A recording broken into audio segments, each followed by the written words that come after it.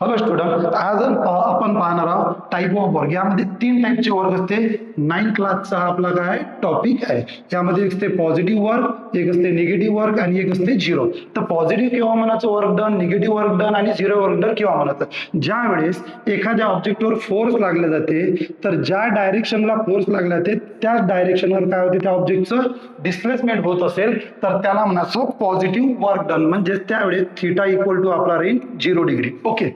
त्यानंतर negative work done केव्हा म्हणायचं? ज्या वेळेस एखाद्या ऑब्जेक्टवर फोर्स लागला, या डायरेक्शनला काय लागला, फोर्स लागला, तर या डायरेक्शनला न त्याच्या अपोजिट डायरेक्शनला जर काय होत असेल, डिस्प्लेसमेंट होत असेल, तर त्याला म्हटलं ते निगेटिव्ह वर्क डन. तर त्यावेळेस थिटा इक्वल टू होते 180. म्हणजे आपला चेक करायचं स्ट्रेट अँगलच्या फॉर्म मध्ये अपोजिट डायरेक्शनला. आणि ज्या वेळेस तुम्ही बघू शकता आता झिरो वर्क डन काय, एक तो ऑब्जेक्ट काय होणार आहे, फोर्स लावलेला डिस्प्लेसमेंट होणार आहे, डिस्प्लेसमेंट होणार नाही, तेव्हा काय म्हटलं ते झिरो वर्क डन.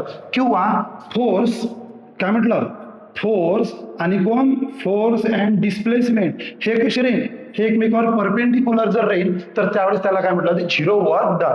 तर आता तुम्ही या ठिकाणी पाहू शकता, मी जर म्हटलं या ठिकाणी एक्झाम्पल म्हणून काय पाहू शकतो आपण, जर मी जर अर्थ घेतली आणि अर्थच्या भोवती हा सॅटेलाइट जर घुमत आहे इथला, तर लक्षात ठेवायचं हा परपेंडिक्युलरली घुमते. म्हणजे या ठिकाणी परपेंडिक्युलर सुद्धा येते एक, ठीक आहे. म्हणजे फोर्स आणि डिस्प्लेसमेंट परपेंडिक्युलर झाले.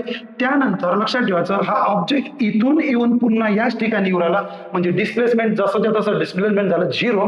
म्हणजे त्यावेळेस सुद्धा त्याला काय म्हटलं जाते, त्याला काय म्हटलं जाते, झिरो वर्क डन. तर या इक्वल टू या ठिकाणी आपला थिटा इक्वल टू काय घेऊ शकतो आपण, 90 डिग्री. किती घेऊ शकतो, 90 डिग्री. म्हणजेच या ठिकाणी आपण किती टाईप पाहिल्या, 3 टाईप पाहिल्या, पॉझिटिव्ह, निगेटिव्ह आणि झिरो. पॉझिटिव्ह, निगेटिव्ह आणि झिरो. तर अशाच प्रकारचे कन्सेप्ट जर तुम्हाला क्लिअर करायचे असेल तर तुम्ही माझ्या चॅनलला सबस्क्राईब करू शकता. थँक्यू.